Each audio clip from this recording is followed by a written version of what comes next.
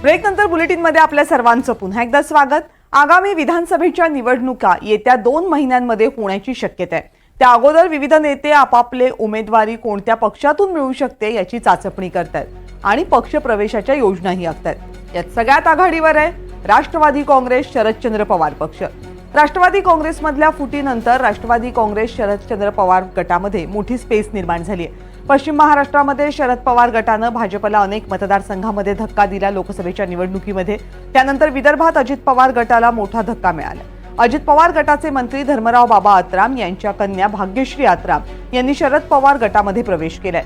शरद पवार गटाचे प्रदेशाध्यक्ष जयंत पाटील यांच्या उपस्थितीमध्ये त्यांनी पक्षप्रवेश केलाय। माजी गृहमंत्री अनिल देशमुख, आमदार भुसारा, गडचिरोली जिल्हाध्यक्षांच्या उपस्थितीत हा पक्षप्रवेश झाला।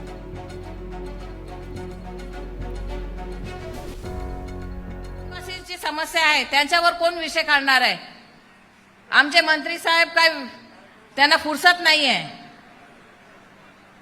फक्त ते येतात आणि निघून जातात।